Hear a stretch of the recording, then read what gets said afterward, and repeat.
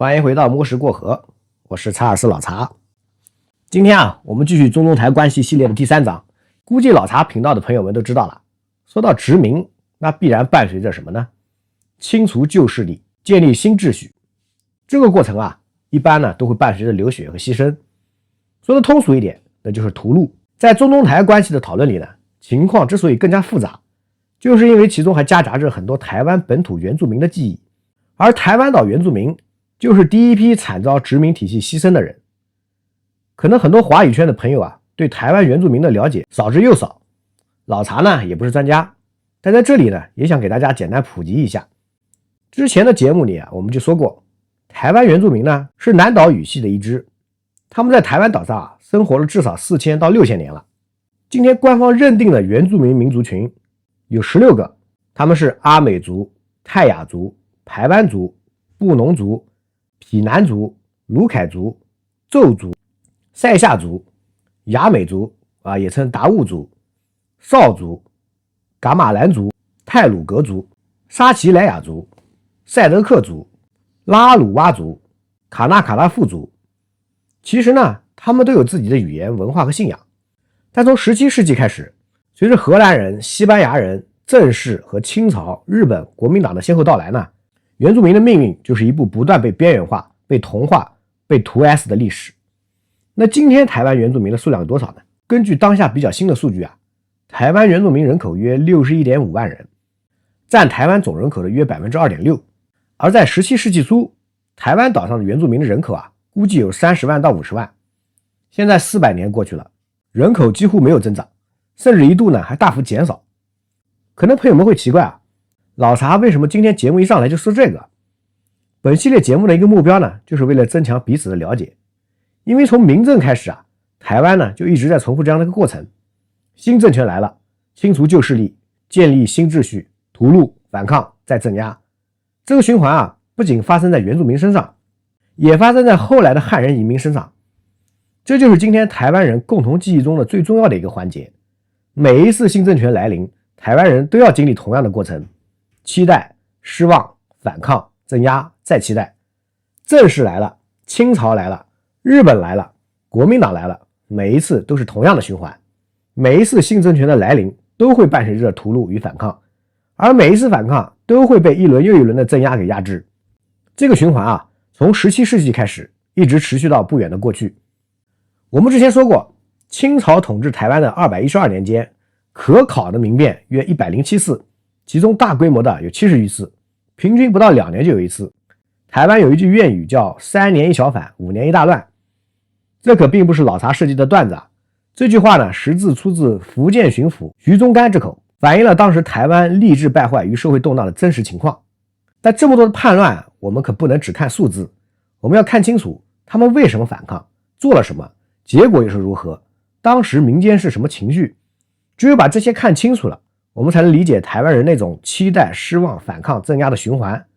我们来看看3个比较主要的案例案例1是朱一贵的起义，也就是在1721年。朱一贵呢是漳州籍的底层农民，他为什么造反呢？因为清朝官员横征暴敛，百姓呢实在活不下去了。史料记载，当时台湾府的官员巧立名目，征收各种杂税，养鸭要交税，卖鸭也要交税，连鸭子游的水塘都要交税。朱一贵实在受不了了，就起义了。朱一贵起事时高举大元帅朱的旗子，宣称自己是明太祖的后裔。起义军迅速攻下台南府城，朱一贵本人呢就在大天后宫登基，自称大明中兴王，定国号为大明，年号永和。他直接废除了剃发令，而且还大封官吏1000余人，建立了王朝式的政权结构。他还发布了布告天下，尊明朝为正朔，承袭明制，宣传反清复明。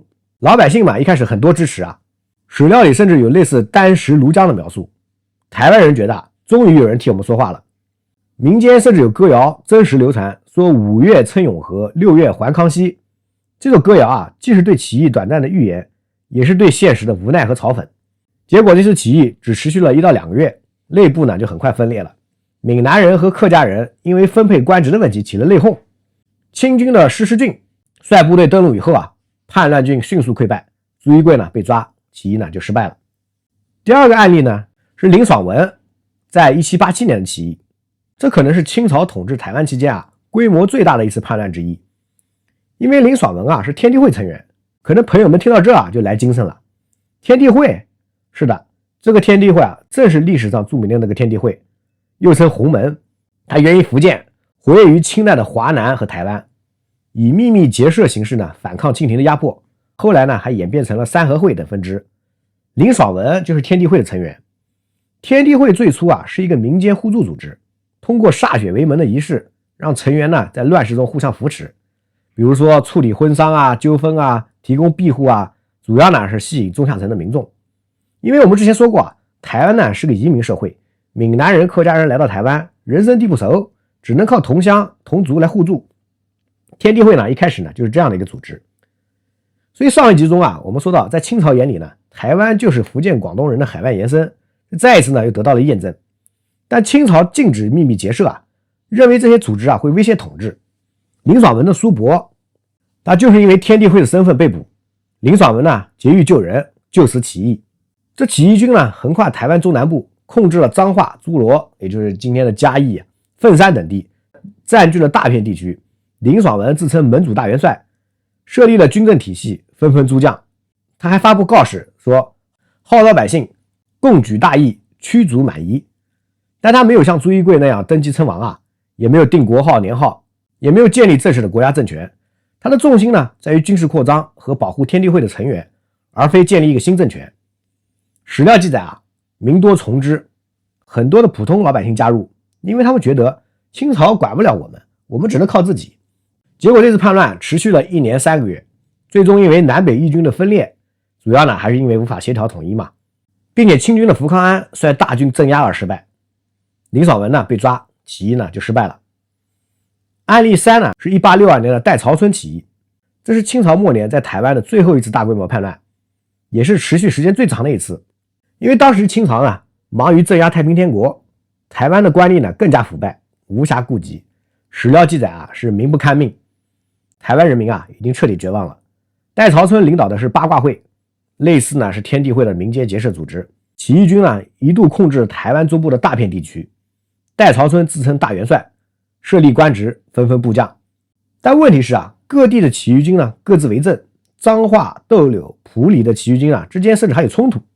戴潮春没有统一的施政纲领，也没有对外宣布建国，更没有什么明确的政治目标。起义军主要就是在做攻打清军，占据城池，然后维持地盘。结果起义是从1862年至1865年持续了约3年，最终清军是分化瓦解，各个击破。戴潮春被捕出来死，起义失败。当我们看完这3次主要的叛乱发现一个模式：朱一贵试图建立政权，但只维持了1到2个月，内部分裂后被清军迅速镇压。林爽文有军事组织，但没有建立完整的政权，持续了1年3个月后被击败。戴潮春的规模最大，但各自为政，持续3年后还是被清军逐一击破。这些叛乱的共同问题是什么？老查的观察有3点。第一点是台湾是移民社会，内部分裂很严重，闽南人、客家人、漳州人、泉州人互相不信任。朱一贵起义的时候闽南人和客家人就因为分配官职的问题起了内讧。林爽文起义的时候南北义军甚至无法协调统一。戴潮春起义的时候那更是各地的起义军甚至互相攻击。这种分裂让任何叛乱都无法长期维持。第二点就是我们在第1集里说过的，台湾缺乏本地的精英阶层。清朝200年，台湾府一共出了不到30个进士，没有文化精英，就很难提出完整的政治理念和施政纲领。朱一贵虽然建立了政权架构，但他毕竟是底层农民出身缺乏治理经验。林爽文、戴潮春那更是普通农民，会党成员，他们是能组织起义，但是无法建立一个稳定运转的政权。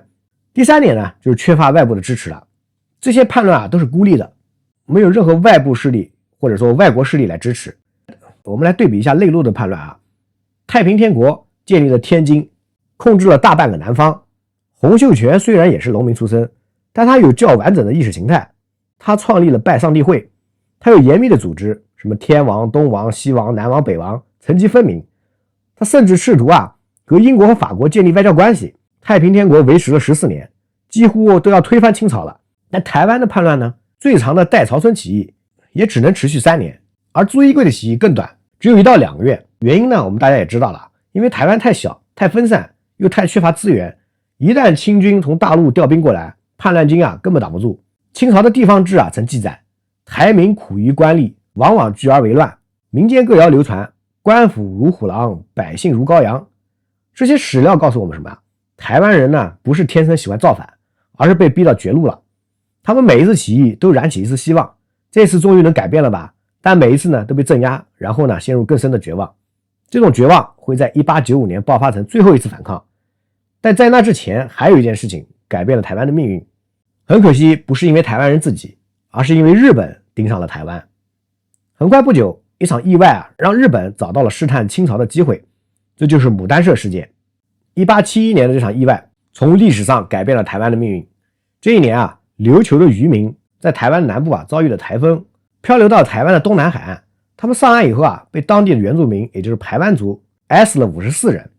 这件事本身在当时并不罕见。台湾山区的原住民和沿海的汉人移民，清朝官府一直处于对立状态。原住民袭击外来者清朝官府也根本管不着。但这次不一样了，因为日本介入了。日本刚刚明治维新，正在寻找扩张的机会。琉球当时是什么地位在我们中日关系的节目里面说过琉球王国既是清朝的藩属国，也向日本的萨摩藩进贡，是一个双重藩属的状态。而日本看到琉球渔民被杀，立刻抓到了这个机会。日本的逻辑是什么？他第一步先把琉球人当成日本国民。虽然琉球还是独立王国，但日本人宣称琉球人就是日本人，他们被挨死就是日本人被挨死。第二步要求清朝给个说法。日本派使者到北京要求清朝惩罚凶手，赔偿损失。而清朝怎么回应就是问题的关键。结果清朝官员说了一句话：台湾生藩，化外之民，不服王化。啥意思那些原住民不归我清朝管，他们是化外之民，是教化之外的野蛮人。这清朝官员本意是什么？其实和今天也差不多，就是在推卸责任。他们是想说这些原住民我们也管不了，你们日本人就别来找我们的麻烦了。但日本可抓住了这句话。日本的逻辑是，既然你清朝说台湾原住民是化外之民，那就意味着台湾不完全属于清朝呀。既然清朝你不管，那我日本就去惩罚他们，你清朝也管不着。于是1874年，日本派兵3600人登陆了台湾南部，发动了牡丹社之役。日本明治政府任命西乡重道为台湾派遣军总督，从长崎出发，于5月8日登陆台湾屏东的社寮，建立营地。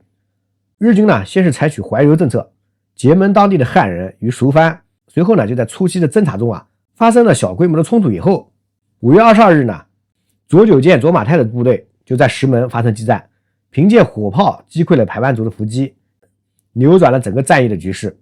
随后日军分3路围剿牡丹社、高士佛社等部落，汾村占领。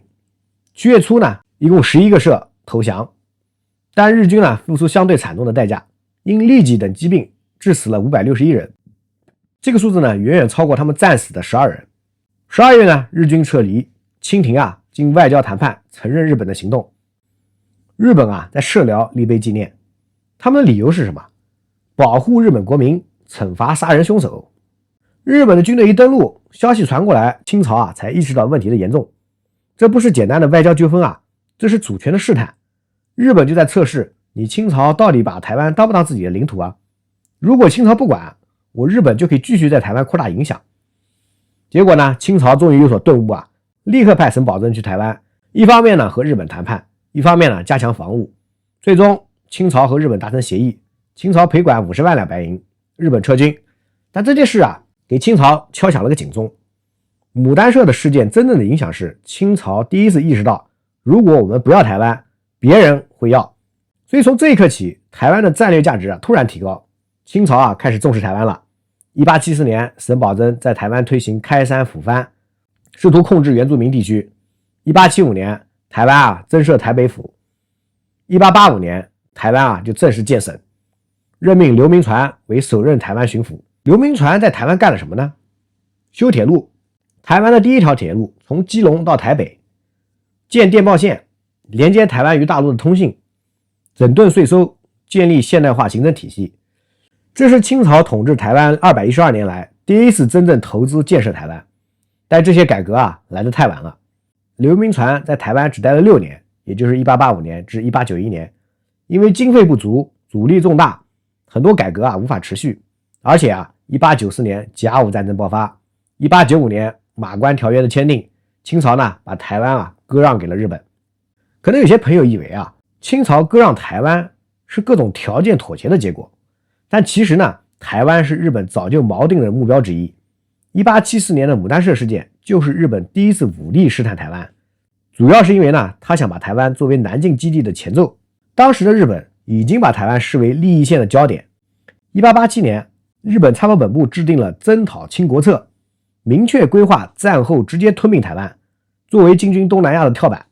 明治政府的大陆政策分步进行，先取台湾、琉球、朝鲜，再占东北和全中国。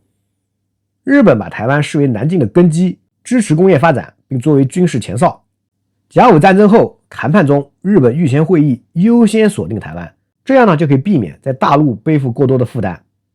1895年割让后，日本就在台湾迅速推行殖产兴业、土地调查以及特别统治主义，确认台湾为永久殖民地，而非暂时占领。所以台湾不是被清朝卖掉了，而是被日本盯上了很久。那当时台湾人听到马关条约的消息是什么反应呢？震惊、愤怒、绝望。清朝统治台湾200多年，从来没有真正重视过台湾，直到日本来了，清朝才开始建设，但建设还没完成，清朝就把台湾给卖了。台湾人觉得我们又一次被抛弃了，但这一次台湾人决定我们不接受。这是台湾人在台湾历史上第一次也是唯一一次试图自己建立国家。1895年5月25日，台湾士绅在台北宣布成立台湾民主国。他们推选了一个总统唐景崧，清朝的台湾巡抚，也同时是台湾的最后一位巡抚。他们还设计了一面国旗，蓝地黄虎旗。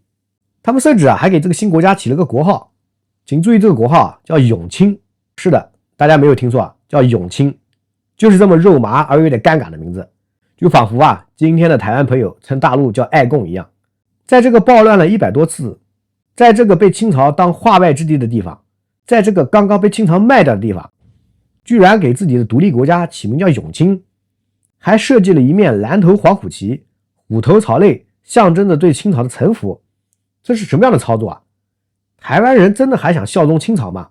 老查的拆解呢，并不是，这是一个权宜之计。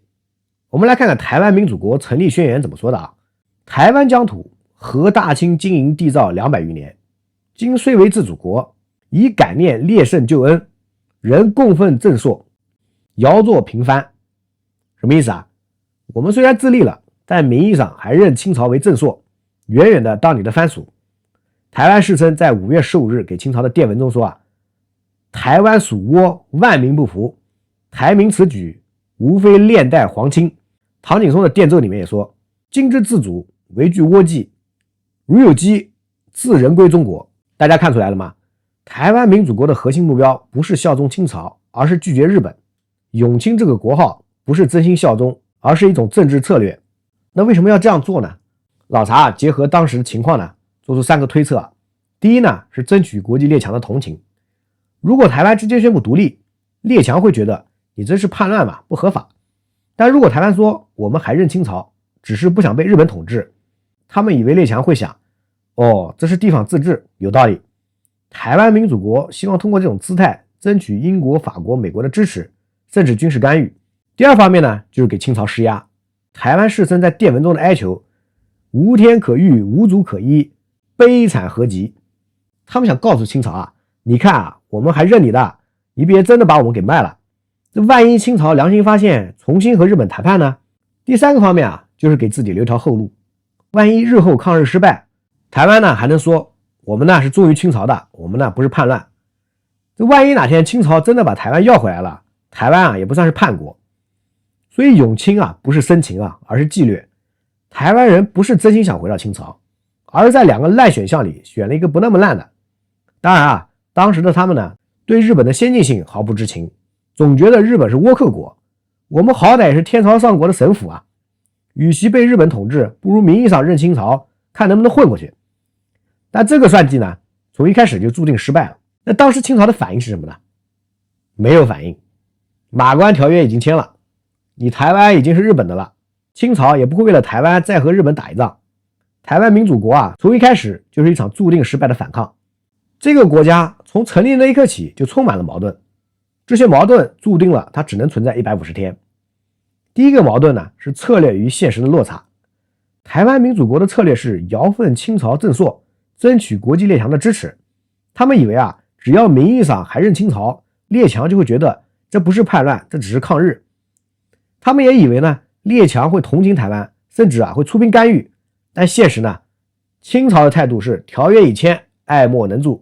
列强的态度是，这是你日清之间的事情，我们不干涉。台湾民主国从头到尾没有得到任何一个国家的外交承认，没有援军，没有武器，没有外交支持，孤立无援。第二个矛盾呢，是领导层会跑呀，只有基层在争拼命。台湾民主国的领导是谁啊？总统唐景崧，福建人，清朝的台湾巡抚；副总统邱逢甲，广东举人；大将军刘永福，广西人，黑旗军的将领。这些人都不是本地台湾人，他们对台湾的认同远远不如对清朝的认同。那真正打仗的是谁啊？当然是台湾本地的民兵和义勇军啊，他们是真的不想被日本统治，所以真的要拼命。但领导层呢，唐景崧在位不到10天就逃回大陆，邱逢甲也很快就跑了，刘永福虽然坚持到最后，但最终也逃回了大陆。这个结构啊，决定了台湾民主国的脆弱，领导层随时会跑，基层啊却在拼命。第三个矛盾呢，是他只有建国口号，实际上呢是为了抗日。台湾民主国名字里是有民主2个字，但他根本不可能有选举，也不会有议会，更不可能有宪法。唐景崧是怎么当上总统的？不是选出来的，是台湾士绅给推举出来的。那所谓民主国呢，其实只是个临时抗日政权。它为什么叫民主国啊？因为民主在当时是进步文明的象征。台湾士绅呢，希望通过这个名字告诉列强，我们不是落后的封建政权啊，我们是进步的民主国家，值得你们的支持。但实际上条件也不允许啊，台湾民主国从头到尾就根本没有办法实行任何民主制度，它的唯一目标就是拒绝日本的统治。结果1895年5月29日，日军登陆基隆，台湾民主国的军队在基隆进行抵抗，但日军装备精良，台湾的军队根本挡不住。1895年6月初，唐景崧逃跑，日军还没打到台北呢，唐景崧就跑回了大陆了。这台湾民主国的总统在位不到10天。1895年6月中，台北沦陷，日军进入了台北，台湾民主国北部政权瓦解。1895年6月至10月，南部呢继续抵抗，台南成立了台湾民主国南部政府，领导人是刘永福，刚才我们也说了，他是黑旗军的将领。刘永福继续组织抵抗，但兵力、武器、补给严重不足，于是1895年10月21日，刘永福也逃回了大陆，台湾民主国彻底瓦解。这150天，台湾民主国到底留下了什么呢？它不是一个国家，而是一道伤疤。这道伤疤告诉台湾人，我们想要的从来没有人在乎，我们的命运从来不由我们决定。我们曾经尝试过自己做主，但失败了。我们曾经举起过旗帜，但被打碎了。我们曾经以为不做日本人就能回到大陆，但大陆呢不要我们了。这样的一种情绪，我们在后面的节目点呢还会继续看到。好，今天的故事呢又有点长了，我们还有下半段内容，也就是日据时期台湾的一些情况，我们呢会在下一集节目里继续和大家讲解。我是查尔斯老查，这里是摸石过河中台系列节目，让我们下期节目再见。